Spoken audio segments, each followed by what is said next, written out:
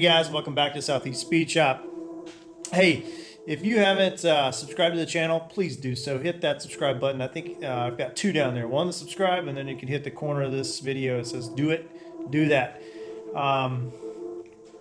We're back, and we are putting the engine in the Nova. As you can see, we have the engine sitting on the hoist, or resting on the hoist. I had a couple things I needed to button up before we actually punch this thing into the car. One of which was to set up the transmission. So we're going to be running a hydraulic throwout bearing. Let me go over here and I'll show that to you. So we're running the McLeod setup hydraulic throwout bearing just to save us some room on this guy, because you know they didn't put T5s and small block 400s in 63 Novas.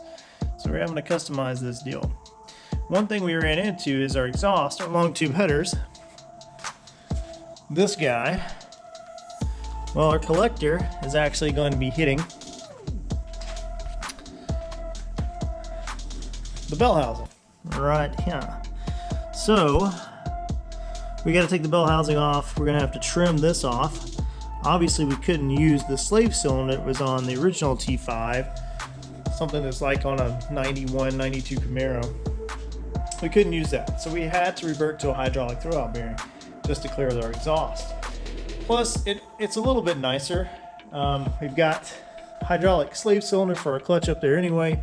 You guys have seen that.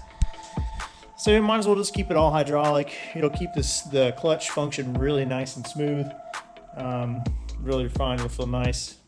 So I'm good with all of that. Plus it saves us room under here. It's just a nicer setup. So when you do that, you've got to set up the slave cylinder depth, the dimensions between where the slave cylinder rides against the actual fingers on the clutch. I don't know if you can see it in there. It's a little dark in here, but there are clutch fingers in here, and there's a certain depth.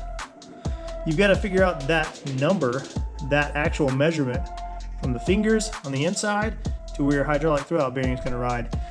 That number is really important. If you don't have that exactly right, or within the tolerances, you can have some really bad issues with your throwout bearing. You can eat them up, they get hot, it's constantly riding on it, your clutch engagement may be wrong.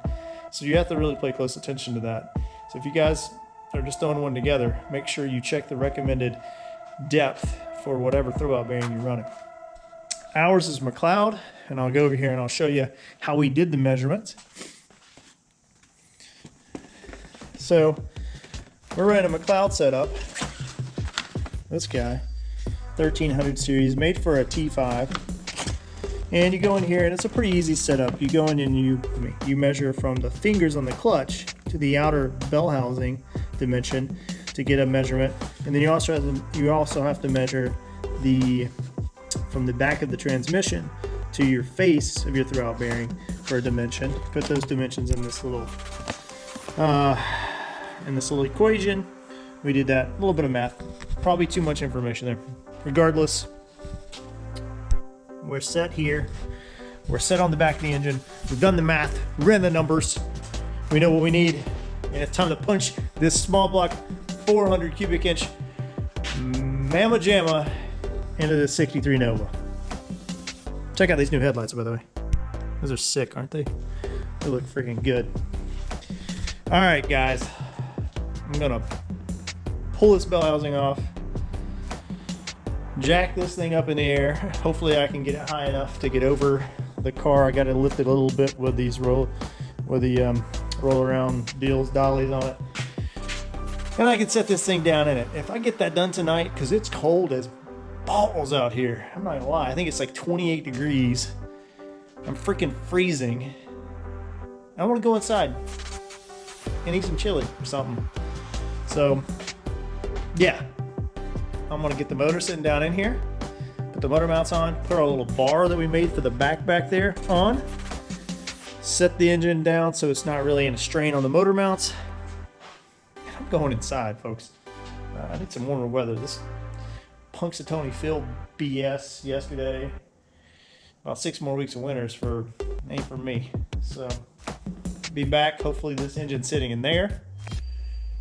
And I'm about to go inside.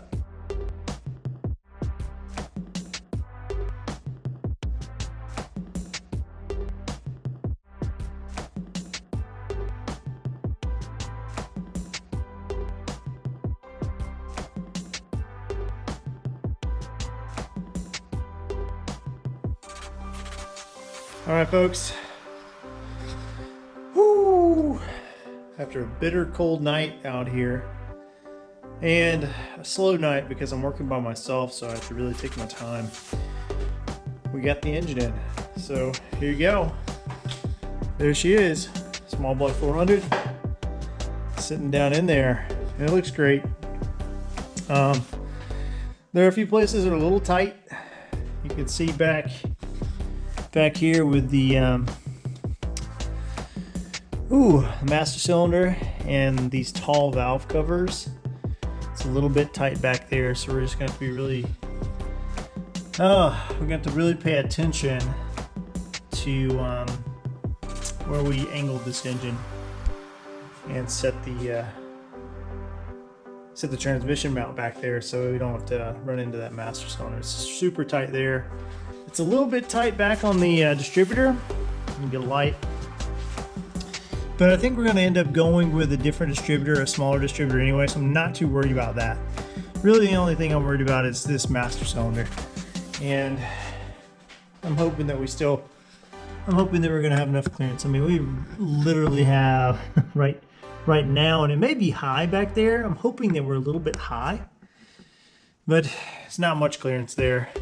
Things are tight. Those tall valve covers are a tight squeeze, super tight squeeze, but looks like there's a good bit of room in this thing, so I think we're gonna be all right. Just that one place back there. You can see our little bar that we created a couple episodes back. I've got it up here, and it is stabilizing the engine in the position we need it to, so it doesn't fall back, since we just got the motor mounts up front holding it. And that's really all it is a stabilizer bar. I had to kind of engineer a little bit of a backup plan with it, because the little feet that I constructed on here weren't quite strong enough to hold the bar upright. So a little bit of an engineering flaw there, but we'll fix that on the next one. Maybe put a little outrigger on each side going down to stabilize it a little bit. So anyway, lesson learned, but a block and some paddles did great to fix the issue in a pinch, and it is doing exactly what it's supposed to do. It was really easy to, pull it up to the right height with just a couple wrenches, so still worked out great. I got no complaints, and we have a engine in the Nova. So guys, that's it for me tonight. I'm freezing, and I'm gonna go in and get some food, but hey, please leave comments, like, subscribe, all that good stuff. We'll see you next time. Southeast Beach out.